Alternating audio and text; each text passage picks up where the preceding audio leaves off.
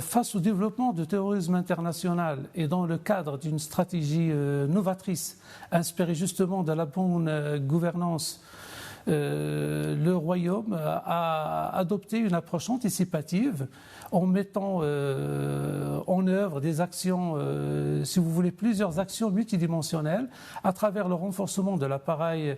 de l'arsenal juridique, de l'appareil sécuritaire, de la réforme des champs religieux et surtout la consolidation du développement socio-économique et la promotion de la coopération internationale. Donc, juste pour dire que la DGST, son engagement pour circonscrire la menace à l'intérieur du Royaume a toujours été accompagné d'un apport considérable à l'échelle internationale,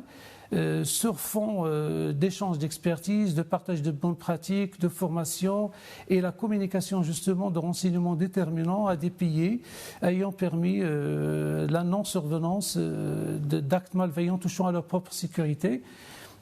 Et là, j'aimerais bien préciser, il y a plusieurs projets dévastateurs qui ont été déjoués, notamment en Europe,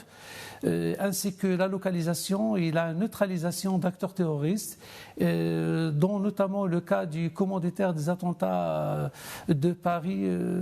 le belgo-marocain Abdelhamid Abaoud, qui est un opérationnel du comité des opérations extérieures de Daesh, ayant supervisé la nuit du 13 novembre 2015 l'exécution d'une série d'attentats ciblant 6 sites à la capitale française avant d'être localisé et abattu lors de l'assaut du 18 novembre 2015 à la planque de Saint-Denis en compagnie de sa cousine Hasnaït Bouhassan, et ce a été réalisé grâce aux renseignements marocains fournis à temps. Je voulais juste préciser que le service de la DGST a alerté bien avant les attentats de 11 septembre 2001 la communauté du renseignement sur l'intérêt porté par Al-Qaïda à la zone du Sahel en tant qu'espace opérationnel en perspective, et dont les attentats terroristes perpétrés en 1998 visant les ambassades américaines à Nairobi au Kenya et à Dar es Salaam en Tanzanie avaient constitué des indices probants. Et même au lendemain des attentats du 11 septembre 2001, la contribution de la DGST a été déterminante